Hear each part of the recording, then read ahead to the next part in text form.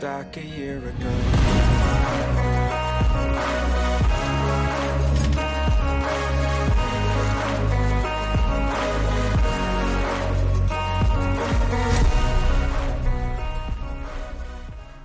Welcome, everyone, to another episode of the Beer Bound podcast. We are excited to be joined by Antonis and Augoustinos from Strange Brew and Alea Brewing Co. For our North American listeners and viewers, these breweries may not sound so familiar as they're located far away from the shores in the country of Greece. Strange Brew was established in late 2015 when three friends and homebrewers decided that plastic buckets were no longer enough.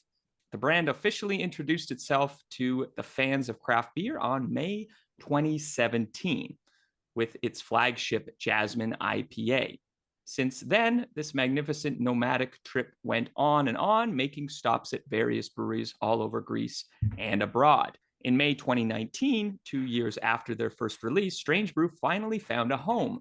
Their own Strange Brew Tap House and Bottleshop is located in the beautiful neighborhood of Koukaki near the Acropolis Museum in downtown Athens. Augoustinos is the director and brewmaster of Alea Brewing Co. Strange Brew utilizes this brick and mortar establishment to create its assortment of contract brews. So let's get into it. Welcome, gentlemen, to the Beer Bound podcast. How are you both doing? Hey, Andy. Hi, nice to meet you, man. Nice to meet you. Thank you.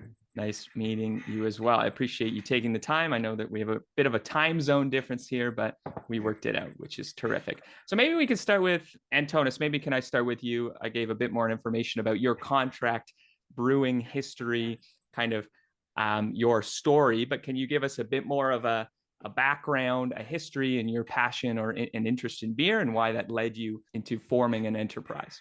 Yeah, so my interest and my love for beer, for better or worse, goes back many years, since our teenage years, where here in Greece, you could only find, apart from the macro lagers that exist in every country, you could find a lot of German, Belgian, and Czech style beers, imports. So as teenagers, we kind of took an appreciation for those styles back then. I mean, 20 years ago. And we started to experiment by, first of all, trying them. The homebrew, as a hobby, homebrewing was the main factor that compelled us to start experimenting and trying craft beer, which started about 2008, I would say. Here in Greece, you could only find, not all grain brewing, nothing like that. I bought my first kit from a wine expert shop to buy stuff for winemaking, which is much bigger here in Greece than beer. And we started with a couple of friends experimenting, doing our basic home brewing that went terrible. After many trials and errors, and after utilizing the internet, which was another big factor, we started doing our first trials in the all grain styles. And then the most important, I would say, factor was trying our first IPA.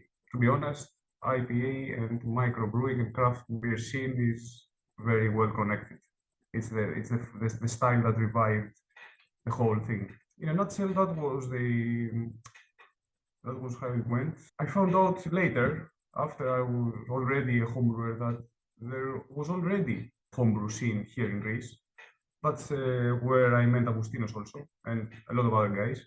And I think that was my first getting in touch with the community. The second factor, I think Augoustinos will explain it better, is that for the first time in 2014, I think, a university in Greece started doing brewing lessons. Because until then, it was only the winemaking that you could learn better. And a couple of my friends, also Augoustinos, studied this course, and through them, we also learned a lot, because that's the main thing in the craft beer scene, that we share information. We like to have very good relationships with each other. It's a very open scene, and that's the joy, and that's the thing that keeps you wanting to be a part of it. Everybody seems to be nice guys and like to share information. Yeah, it sounds like you have a nice little growing community, which is great. Augoustinos, maybe can you give us a bit of a sense of your background to beer? Did it sort of predate Antonis a little bit?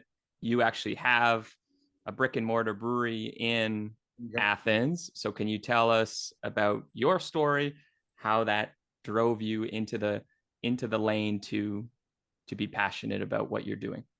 Okay, so the thing is that I started home brewing pretty weirdly because you couldn't find any information in Greece about home brewing. It was something like 2009 was something like very innovative to do it. From what I've heard from my father, for example, which he had a master degree in Britain, that he was home brewing too, but no one shared that to me. So in 2009, I was watching a TV shows, like in the morning TV show or something, and I was seeing two guys showing to the people that you can make beer at home. That's how I was interested about it and say, okay, let's try that. And from that, I started brewing beer, and then started to meet everyone inside the beer community because it was a very small community then, back 2009.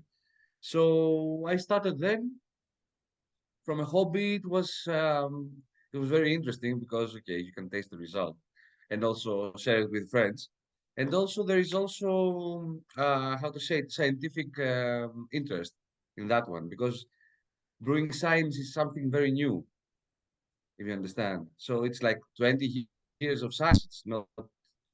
So I started my master degree in 2015 in brewing science.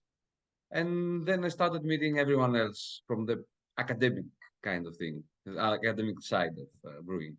And met Antonis around 2010. And we started creating also a community because in 2012 in Greece we had our home brewing association. So it's the first, and we also had contacts with American Homebrewers Association, if you know them. Started then here in Greece, this whole thing. In 2018, when I finished my master degree, I gathered four friends, and we decided to start up a brewery in Athens, and see how that goes. Augoustinos, was that the first of its kind? Were there craft breweries prior to your creation? Was there a scene that already existed, or do both of you see yourselves as really sort of the pioneers or the front runners in terms of creating this? No, I can't tell you something like that because the first microbrewery in Greece, the legit one, I can say it's like it opened at 2006. Antonis, correct me if I'm wrong, and it was September. I mean, a microbrewery and also a craft brewery because craft brewery. In Greece, it's not always the same. I mean, yes, Augoustinos brewery, Alea, one of the first of this kind. And also we, in 2017, we were the first, let's say, to brew a hazy IPA. One of the first. This was the new thing that we brought to the scene. But yes, we were both some of the first breweries or enterprises or brewing related entrepreneurs. How can I say it? That we were the first for the craft beer scene. Mm-hmm. In Greece, there's a boom the last 7 years, I would say, of microbreweries opening up. Yeah, we went from less than 5 to more than 50 now. Wow, really? Yes, which is a big deal for the last 7 years for small country. Yeah. Yeah, that's it's like not including guys like us that we are contract brewery. If you include us also, I mean, there are more than 100 brands of craft beer, right, which is nice. Nice, but yeah, the things got escalated very quickly, and if it wasn't for the pandemic, it would be even faster in Greece. We were very influenced by the emerging American, first of all, American and US, and then the West European craft beer styles, and also the scene. That was the most romantic thing for us, at least for Strange Brew. we saw from the first moment that it was a scene. It was something going on that united people from all over the world, and it was something fun, exciting, and very constructive. And because of course we have studied something different. We've had different jobs before. I'm sorry, I didn't mention that. I'm a mathematician. Augoustinos is a physician. Physicist.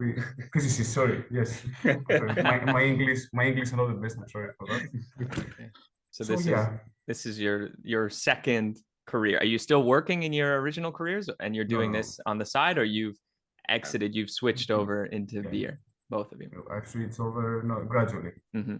At first, before we opened our tap room, we were just starting with very, very small scale, only doing wholesale. We couldn't, of course, earn a living only from that. The numbers are still pretty small in Greece, even though there are many microbreweries now. Hmm. But our tap room was the main game changer that allowed us to focus only on the beer side and retire from the mathematics. Right. Interesting. Do you see this, as you've mentioned, you went from having 5 breweries to now over 50, maybe more than 100 if you're including contract breweries. Do you see that as more of like an urban trend? Like those are mostly happening in places like Athens, or is it spread out across the country? What do you see this? On the contrary, I would say. Augoustinos knows much better the stats, but Athens has a very few breweries. 4 now, Augoustinos. In Yeah, Athens, the 5. thing is five. Yeah, Yeah, 5. approximately 5. The thing is that in Greece, because we are the main industry in this country is tourism, and brewery and beer, it's something like no, I couldn't say commodity, but the thing is that if you go to a place and you need to try local products, so every tourist go to different places in Greece, islands, northern part, southern part, wherever they want to go. It's like they want to try local beer. So what you see is like it's not in the urban, it's not like in the big cities. But for example, Creta, which is an island, has something like 10 microbreweries right now. It's like maybe more. I lost counting a year back, to tell you the truth. So what we see is like we don't see it like in America, for example, it's like a big city with maybe 10, 20 microbreweries inside the urban area. But what we see is like in the cities, there are maybe 2 or 3 microbreweries, and then everything else is outside the main cities. Mainly in the Just islands, for yes. tourists. Basically, every island has its own brewery, something like that, or it Yeah. will happen. Which is a nice thing for me. I think that it's towards the core. It's nice to try to be able to try local produce of every kind. But yes, as Agostino said, because Greece is a 10 million people country and every summer has 20 to 30 million visitors, the market is very well focused on the summer season. Few people choose to invest in a solid year-round production of a product that will be more expensive and more difficult to sell to Greeks, because for Greeks it's quite expensive to buy craft beer, and that's our our main pride, if I may say. It is that we have both of us, and not only us, a lot of microbreweries in Greece have the support of the local people, that they choose to pay something a bit more because they like the craft side of this, the small producer side of this. This is a very big thing in Greece, very well established. Every Greek tries to buy his bread from the local bakery, buys his groceries from the local grocery. We have, we for our from our parents and grandparents, and it goes back a lot that you should support the small guy, and he has better products, even if it's not the truth always. But yeah, this is the market target for us to convince people that we to support us despite our prices. That it's double the price of a normal macro lager, and not so much in the touristic season. That's for us, that we live in downtown Athens, that we operate here, and our main business is here. The general setup in Greece is that the breweries have opened up the last 5 to 7 years, and they are spread out in the more touristic regions. For you two gentlemen, you have, so your breweries, your businesses are a little bit different if you're comparing them to the majority of breweries that really rely on the tourism industry of Greece. Would you say that maybe even being in the city, would you say that a large percent of your market share are tourists, or most of it are strong-minded local consumers wanting to purchase your product, or you still do get quite a bit of your revenue from tourism? For us, it's a mix, definitely. First of all, it's not only us that operate in a different way. I would put it correctly. There is a sub genre inside the microbrewing community. There is a smaller community of the craft beer community. The fans, the ex-home brewers and still home brewers, the guys that knew each other from back in the day when we were brewing at home. This is the like yours, like the community that you have in the US or in Canada. This is our very, very small and tight community. It's a bubble inside the bubble. So it's not only us. I would say about 10 to 15 breweries that operate like us. They try to make exciting styles. They think about the style first and not how it is going to sell. We do stuff that we know that they won't sell very well. We do sour beers, we do barrel-aged beers, we do things that they don't make sense if you see it and as a company-wise, as a profit-wise. But we like to experiment. That's how I categorize that the breweries. That they are the bigger one, the bigger micro breweries that do. The styles that they produce are normal styles, not very challenging. And there's the guys like us and breweries like us and Augoustinos, and I can mention about 10 more in Greece that do the exciting stuff. Now, it's not always, that doesn't mean that we have to live also from these days. We have to earn a living, and it's hard. So, yes. We opened up a tap room in a quite touristic place, you would say. Not the most touristic in downtown Athens, but a place that has tourism, has people live there. It's near the Acropolis. So yes, and they are visitors from other countries are probably very well educated in the craft beer. In Greece, we started to explain what is an IPA, why the beer is hazy, why a lot of whys.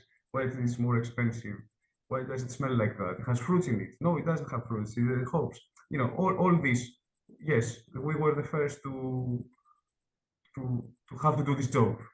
If you know what I mean. Now it's much better. After 6 years, almost, now things are much better. But yes, definitely we need visitors from other more advanced brewing-wise countries. So the thing is that you need the tourists because they will support you in the summer. Okay, basically, because most of our beer we sell it on the summer. But you also need the locals and the natives because okay, we have native Greeks, but we also have expats from other countries. Okay, so a lot of people from America, from all around the world that they are actually searching for good beer here in Greece. So these are the guys that are going to support you in the hard winter. And also with them, as if you divide it into groups, there is a brewing community, the expats, the guys that want to enter the brewing community and the brewing scene. So basically, this is it. But for a brewery in an island, it's a completely different story because most of the time in the winter they're just shut down, just like selling some beers here, some beers there, because the islands maybe something like they have 10,000 people on on the winter, but they have something like 50,000 people on the summer. So basically, they only work in the summer, and because they have tourists that, okay, in Greece we don't have a very quality tourists, if I can say that. They just come there and just drink lager, and they just stay inside the hotel, drinking the beer and swimming in the swimming pool. So the sea is like 100 meters from them, but they decided very to stay in their safe space there. So basically, most of these microbreweries in islands that just only sell lager, and that's the thing that what we see is like the breweries in the urban areas, because they need to have support in the winter, they're trying to experiment more. And what Antonis said about imperial stouts, like imperial stouts, like a weird kind of beer in Greece, because like if you are 40 degrees outside, I'm speaking in the Celsius. It's like if you are going to drink an imperial stout, you're going straight to bed. It's like end of story. So that's what is happening here, basically. Yeah, if I may add something, it's Greece does not have a brewing tradition. This is causes some problems, but also produces some opportunities. For us, it is not a bad thing. We do weird stuff by Greek standards. We do weird stuff, and IPA is a weird beer here, used to be at least.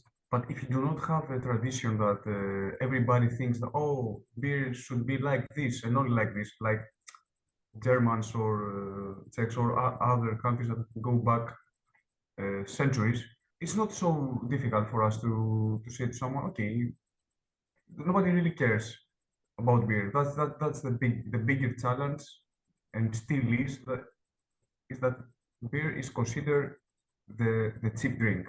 And in many countries that don't have a tradition backing up their thing, because in wine it's a completely different story. In wine, every Greek has an idea and an opinion about wine. He knows because his grandfather used to make it, his father used to make it in home. It's a very different story with advantages and disadvantages also. So we try to operate having that in mind, that since we don't have a strong tradition in beer brewing in Greece, and most of the beer, if not all of the beer that's produced here is a macro lager, okay, why not take it up a notch? Let's go ahead and do the straight thing. There is a market for that. That's how it started, and until now, I think this is the right direction, not to mimic the big guys, because you cannot compete price-wise, but also take advantage of the thing that Greeks don't really care about beer. Yeah, I know it doesn't sound very good, but that's the truth. They didn't really care about it. Beer is the cheapest drink that they can buy. I have many customers every day that in the taproom that they come in and say, "I don't like beer." At first I was discouraged by that. Now I hear it and it is a good thing because okay, what do you like? Ah, I like wines. I like rosé wines. Okay, try this sour beer. And I put him a beer. Oh, what is this? This is not a beer. And they like it. I have the same pattern again and again that people come in and say, I don't like beer. Put me something that will challenge me. Because they mean they don't like Heineken. Because they don't know anything else. And so all the craft beer scene, their market, which is very, very small, tries to capitalize on this thing. That we are not doing beer as you know it. We're doing something different. And okay, it is a very small market, but we don't need to be big because we are small producers in one way or another, and we just need to make enough market for us to survive and to expand. But right now we are in this good rising position. Every brewery, microbrewery now in Greece, it hits better numbers every year. Almost everybody, as far as I know. At least those that communicate these things with each other. So now in Greece, we are in a good place. We are going up. Everything is going up in the brewing scene.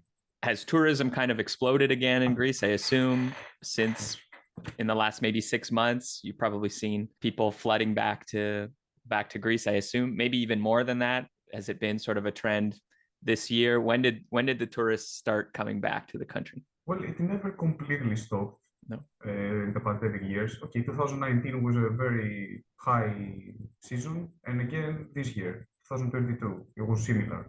2020 and 21 was a bit smaller, but not like the desert, nothing like that.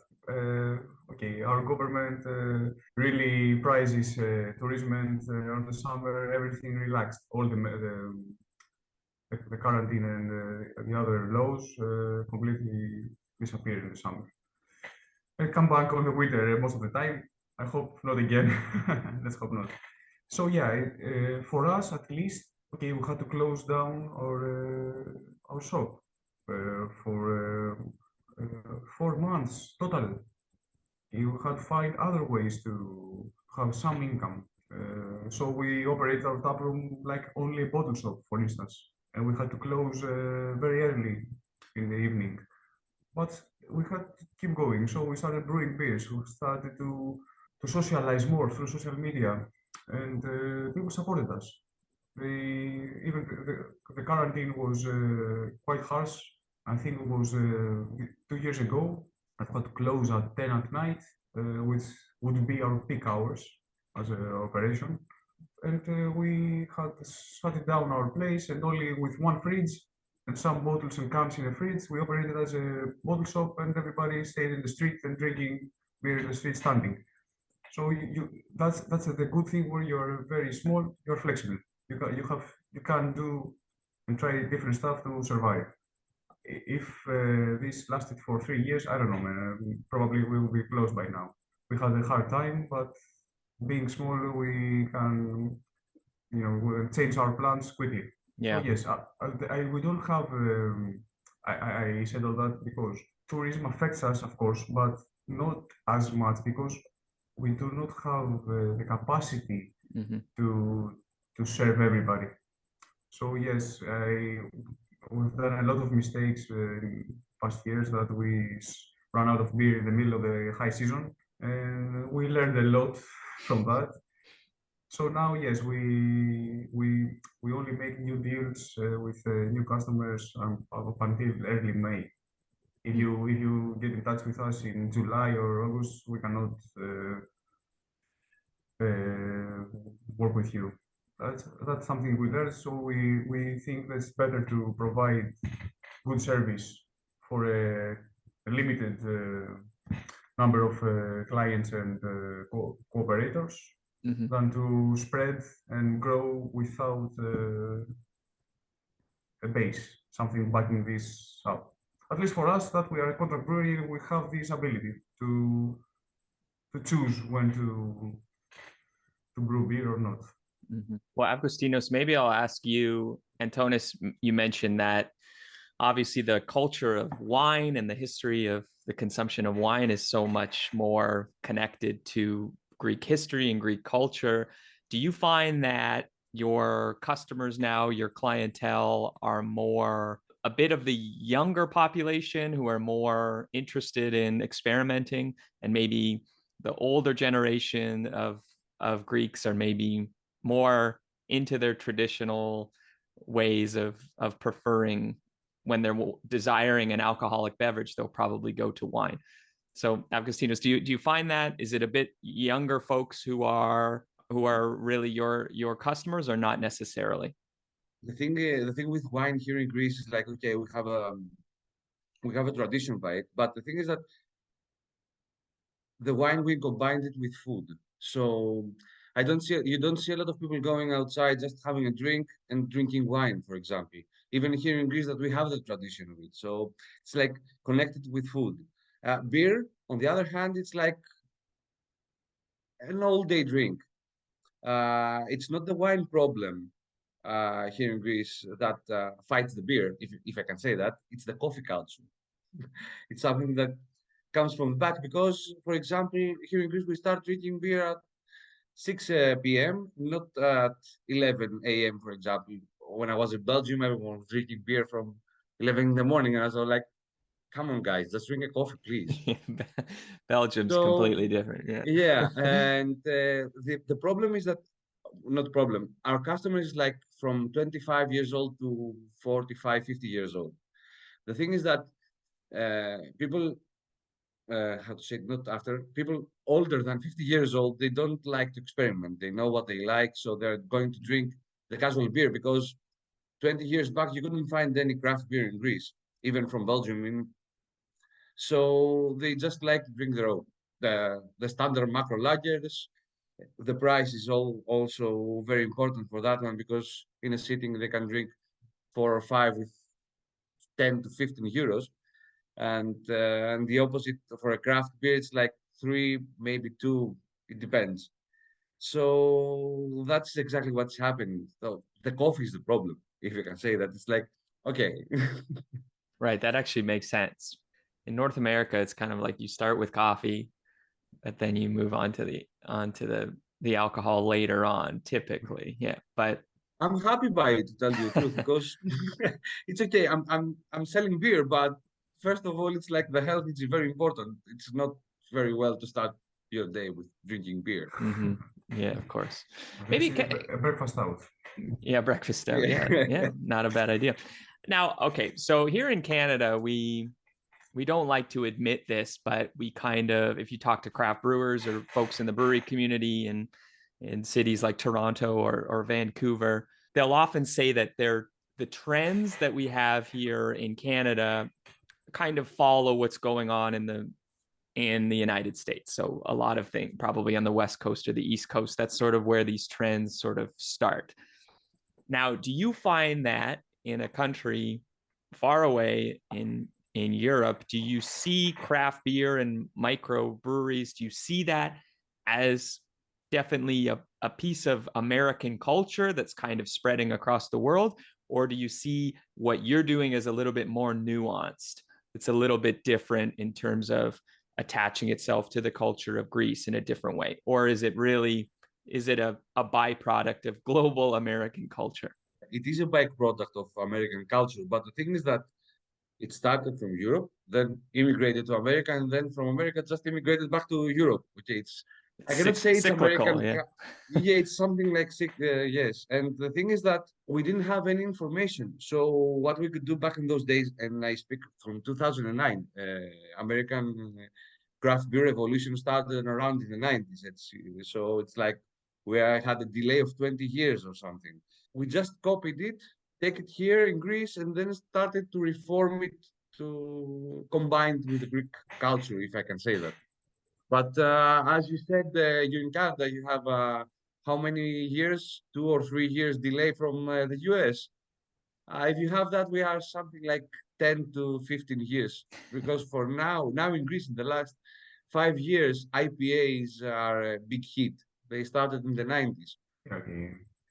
So if I can add something, yes, definitely it's yeah, we copied. I don't, yeah, we copied the American style beers because that's when what we tried and loved, and it couldn't really be any other way because Greece doesn't produce any of the raw materials used in beer except from malt. Okay, we have barley here, and we buy Greek malt mostly, but not completely. We don't have the hops, we don't have the yeast, so we buy raw materials from the US, we buy from Australia, we buy from New Zealand, we buy from Northern Europe, of course. So that's what I mean. We don't have the tradition of brewing here in Greece. It's a new thing. It's something that we know as brewers and producers. We know that it comes from the US brewing scene, first the West Coast and mostly the East Coast, because now in Greece, mainly East Coast style IPAs are produced by the craft brewers. But that's something that we know. The consumer, our client, our visitor in our tap room doesn't care about that, doesn't know that. He just wants to try something different. If he sticks around and comes a couple of times and likes the atmosphere and the craft beer vibe, then he understands that okay, this is like the American Vermont style IPAs, for instance. But this takes time. Not everybody cares about your influences. This is something more of the inside circle. I don't find that this is a bad thing. I loved the globality and the openness of the craft beer scene. That's what I love in the first place. I love that I can speak to you now. You are in the other side of the world, and we can talk about beer. That's the thing I like about craft beer. Yeah, I think the community is something that my colleague Garrett and we really associate with and really love entirely, and just how global it is. Maybe it is a bit of an American trend, but it really has spread all across the world in a pretty quick amount of time. Now, you mentioned the openness of the community. That's one thing. What about, I'm really curious about the legality, the laws that exist in Greece, and how Don't enter easy this is it? subject. All right, let's talk now. How No, let's easy talk. is it to do what you're doing? No, What? Augoustinos, he's more proper to answer that. All right, Augoustinos, you have the floor. Yeah, okay. Let me start. Let me take you back to 1920 here in Greece. It's like 100 years back. Yeah. The state was something like newly founded. It's like the starting of Greece. And what they decided is like they brought us a Bavarian king. So that guy, when he came, I think Otto was, he brought from Bavaria the German law of purity of beer. It's like the Reichsangebot. Yeah, the Reinheitsgebot. Yeah. Yes, 100 years later, the laws are still the same. Even though in Bavaria they don't have the same purity law, we in Greece still have it. So, and it hasn't changed for 100 years. Like no one cared because everyone was drinking micro lagers 30 years and 50 years back. So why change it if it works? So there is a huge problem in Greece because we cannot produce any styles with fruits inside and any style of beer outside the Reichsangebot. Okay, we can make Weiss beer, but even in Weiss beer, we cannot use 100% of wheat. We have to use it 50 and 50. It's like, this is the thing. So it's like a crazy thing. And we are trying to survive. The thing is that we are making IPAs is like the most exciting style of beer that we can produce. Okay, it's an imperial stout, but we cannot make any pastry imperial stout and stuff. So when we are making an imperial stout and drink it here in Greece for the beer community, they say to us, okay, yes, but I've tried that one and that one and that one, and the pastry stout was better than yours. And I was saying, okay, yes, guys, but this is a pure beer. It's like no lactose inside, no fruits inside, no anything to aromatize. It's like pure imperial stout. So this is a problem here. And also, from what I've heard from fellow brewers across Europe, we have the most strict laws about the production of beer because we are considered something like alcohol producers. And they say, okay, you make alcohol. It's not traditional alcohol, which is wine. So in wine, everything is free, but it's like producing heavy liquors. So it's like almost similar for the state, the production of beer and hard alcohol. Yeah, we have a huge taxation, a very, very bureaucratic system to explain even the smallest differentiation of a basic beer. If you want to get very specific, we can, but I don't know if it's be nice. But the way that they tax breweries like Augoustinos, it's crazy, man. It's crazy. They have a pattern that a brewery produces lager. A brewery produces 5% lager. That's what a brewery is doing. So they tax us according to this. how many liters of beer you want to make? 2,000 liters. Okay, you need this amount of malt. But wait a minute, I want to make a stronger beer. I want to make a beer with dry hopping that has a huge amount of waste because of the. I don't understand what you're saying. If you buy 300 kilos of malt, you can produce 2,000 liters of beer. You produced 500 liters less. You are stealing from us. No, I'm not stealing. I dry hopped it as fuck, and I had to to throw away a lot of waste, yeast, dry hop, slurry, and everything. No, no, you're lying. It's not how it works. But this amount of malt produces this amount of beer. That's what the state tells you. Am I wrong, Augoustinos? If you like to hear, I have a very funny story. It's like in the first year of the brewery, Strange Brew came to us, and Antonis told me, okay, Augoustinos, we need to make barrel-aged stout and barrel-aged beer. And I was like, oh, yeah, really? Very interesting. Okay, I have to ask the chemistry department of Athens if they allow us. I go to them, they told me that, why are you barrel-aging beer? It's like only Metaxas is barreling their cognac. It's like, what are you doing? So basically, I called the main chemistry department of all Greece. I called them, and there was a guy that he was responsible for all the microbreweries of Greece. I was asking him, what are we going to do? He told me that there are no laws about barrel aging beer, but okay, we'll find a pattern to make it. And then he continues, and he told me that, okay, I can understand that you want to make a lot of style of beer, but it doesn't mean that what you want to produce is beer. I tell him that, okay, look, uh, beer with fruits, it's like a tradition in Belgium. So it's like these guys are making this kind of beer for 400 years or something. He stops me and he tells me that, okay, look, if you can call what the Belgians produce a beer, not exactly like that. It's like the Belgium is not country, like their beer is not a beer. I'm telling them, okay, sorry, but the capital of the European Union is in Belgium. You understand that? And after that, he told me that, yes, but the ancient Sumerians are producing the beer from the basic barley and stuff. They didn't have any hops, but he didn't know it. So that was the official answer of the guy who was responsible for all the microbreweries in Greece. In a sense, they don't have the state does not recognize craft brewing. That's the main point. The officials are not trained to understand the production of a craft beer. What is dry hopping?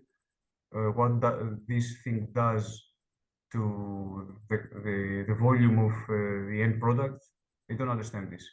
We bought some wine barrels with Augoustinos and put a beer in there, and they wanted us to. They didn't recognize the volume of the barrels, and we told them, guys, we bought this from a winery that has already put wine in it. So you have already measured the volume of this barrel in particular. The same agency. No, it's not, because it's not written in the law. So bureaucracy is a very big thing. That's one huge problem for craft beer, that someone wants to make different beer from the macro stuff. It's very hard in Greece. And the other And it holds us back. Yes, and the other very big problem is the laws concerning breweries and their operation. So breweries are not allowed to serve beer. That's a huge disadvantage for the craft beer brewery. They cannot serve beer, so no retail for a craft brewery, only wholesale distribution and stuff like that. This makes it very hard. Also, we are in this weird situation that the officials don't understand the the margins of this thing. Okay, they know we are a touristic country. Imagine that if Athens had a lot of breweries in every corner serving their beer, this would create a lot of income, a lot of jobs, but they don't understand that. So we took one path. We said, okay, let's not invest in a brewery, let's invest in a taproom. Augoustinos chose the other path. That's the only two ways you can do it. You cannot combine them by law here. So that's the main disadvantage in Greece. People come, tourists come in our taproom and they ask if we make the beer here. Do you make the beer here? No, we wish we could, but we cannot. They don't allow us. Even a brewery can't attach their tap room to their No, brewery? no. Why? No. Why? They can only Because sell the bottle, a bottle or a can that will take not away. be opened inside the brewery. If you Inside open the up, brewery limits. not even in the yard, by law. Probably. We Wow. don't know exactly, to tell you the truth. Probably. Even So, even yeah. the guys that come to check us from the state, they don't actually know the law. So what they think is like, I've heard something like that. I don't know if you are doing something legal or illegal here. From my point of view, it's like illegal, so you cannot do it. Yeah, It's like because that's this is how the time that's how bureaucracy works, man. If Mhm. in the Greece. state does not recognize craft brewing, they don't have particular laws concerning our job. They don't understand what we are doing. Yet it will change. It will definitely change when the market becomes bigger and people with power start to demand things. Things will change. We know that. But until then, we have to face crazy stuff, and we have a couple of wins because now that we, as Strange Brew, with Augoustinos, Alea, we produce barrel-aged beer. Now everybody can. The next guy can do it because there is A precedent. a permission by the state that we The can. process. We process, standardize the process. And it's not sorry, it's not aging. Aging they couldn't accept that. It's maturation. It's maturation in wooden vessels.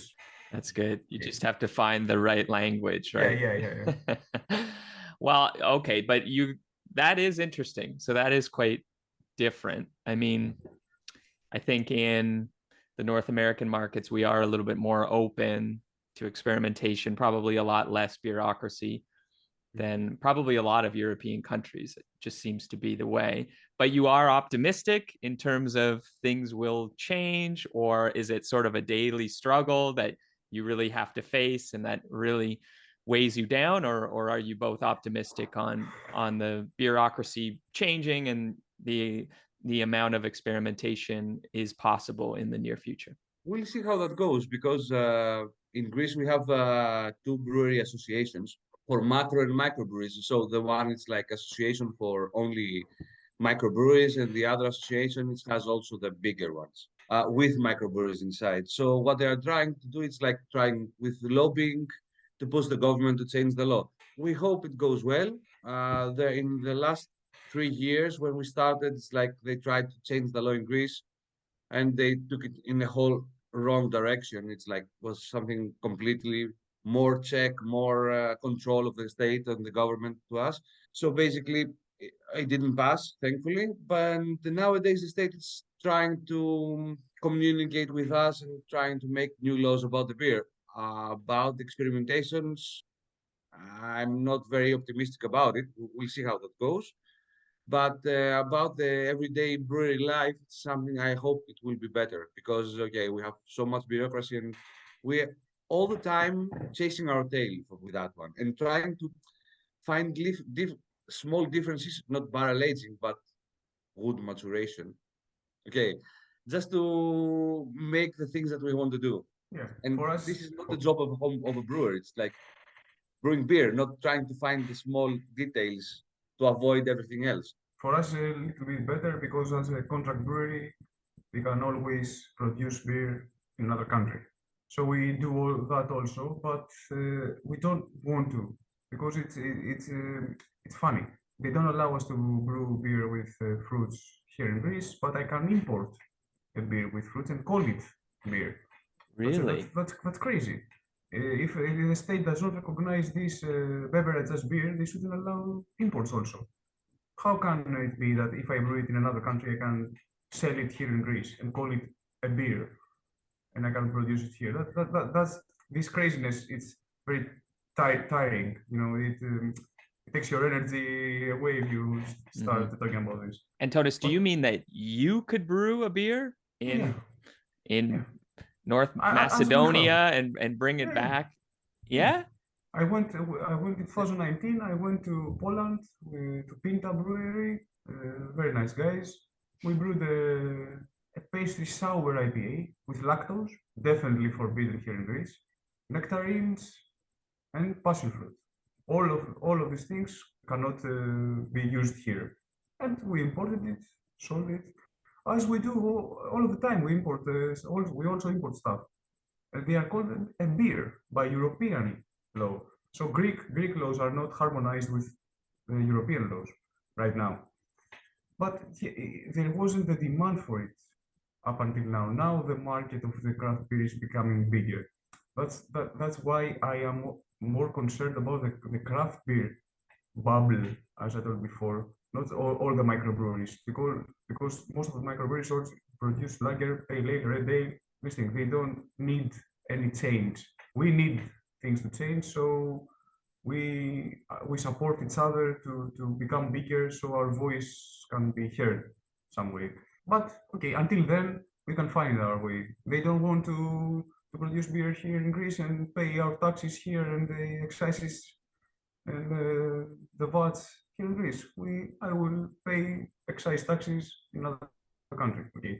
The thing is that I don't know, but I think in Canada you hear European Union, you think that it's something one.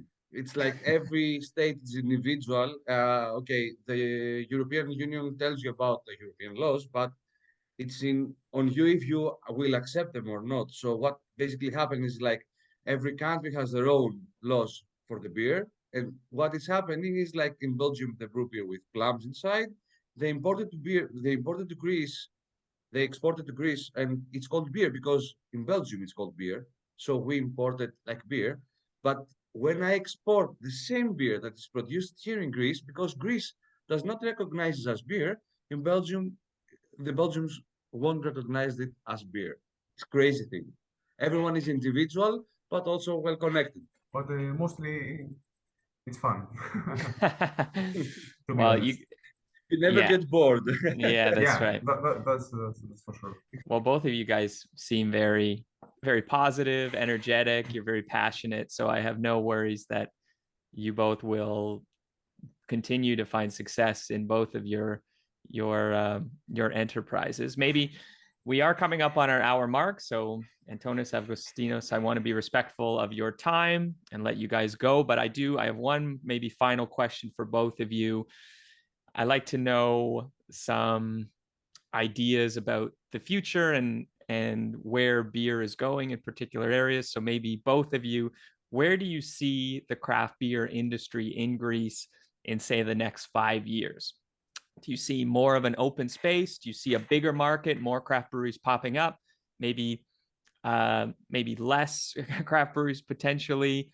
Do you see greater styles, greater experimentation happening? What do you see in the next 5 years? Maybe Augoustinos, you can start off. From my point of view, here in Greece we are starting in brewing industries. It's starting. So for the next 5 years, I see that there will be more microbreweries here in Greece. And from what I'm hearing, it's like there will be funds from European Union. So a lot of people that they don't have the funds, but they have the passion for it. Home brewers, academic brewers, and stuff like that. And maybe brewers outside Greece will come to Greece and open breweries that will contribute to the craft beer scene here in Greece. Also, a lot of people that just investors or businessmen, they are going to open breweries in Greece because, okay, I know this island, I have 10 bars and 10 restaurants. I will open up a microbrewery, create standard lager, lower prices, an island brand, and just sell it to the tourists in the summer. So the brewing business will bloom, but it will bloom with no targets like anarchy, something like that, all over the place.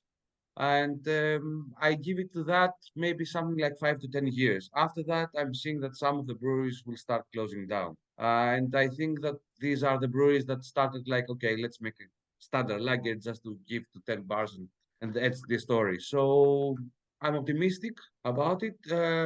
Experimentation, We'll see how that goes. We are expecting for the laws to change, and we want to have more breweries from guys that have the passion for beer, not just like the guys that they see beer and say, okay, this kind of money I want to make.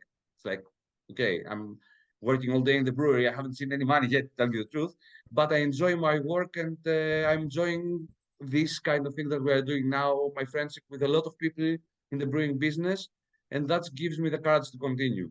Yeah, mostly I agree with Augoustinos. It definitely is a new emerging industry, microbrewing here in Greece, and with a lot of potential, in my opinion. Yeah, you'll see that something is going on in Greece where the first Brewdog pub opens up, I think, in Athens, where the bigger guys recognize the potential here. So yeah, we are in a growth state now, and it will keep going, definitely keep going.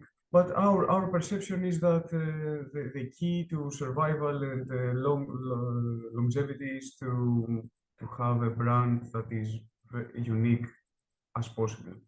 And I can say that all the smaller guys, the craft beer producers, they have their fans. That is a very unique thing to have fans. You understand it better than us, but here in Greece it's not usual. Yes, there are 50 microbreweries, but 10 of them have fans that will buy everything that they produce, that they will visit them and buy their merch and be proud of consuming their products. This is the key thing, and it's a delay of what happens in the global craft beer market here in Greece. Everything is booming, but survival will come to those who are more unique. As styles of beers, also as general branding and the way that you see, yeah, the way that you see things generally. That's our take, and we are trying to be passionate and to be true to our own tastes and beliefs about beer, and see how that goes. It's a struggle, but we also are in a good position that we don't need to do hard sells. We don't need to persuade someone to buy our beers. We have a different approach. Everybody that has this different approach, for me, they will survive. They have something very precious. But we are doing this. If you like it, take it. If you don't like it, it's okay. We're still friends. That's how we measure things up. Let's do again a podcast in 5 years and tell you that. Let's do it. I would be happy to. Well, Antonis from Strange Brew and Augoustinos from Alea Brewing Co. in beautiful Athens, Greece. Gentlemen, thank you very much for taking the time. And yeah, let's definitely have you guys on again in the near future, and we can see if your predictions come true. Thank you very much, gentlemen. I appreciate your time. Thank you very much. And we'll see if we are still optimistic about it. Let's see. Yeah, I hope you will be. You guys are very positive guys. You guys have a great energy. All right, thanks, guys. Have a great day. Be sure to subscribe to stay up to date on all our interviews and beer-related content. Remember, craft beer is here.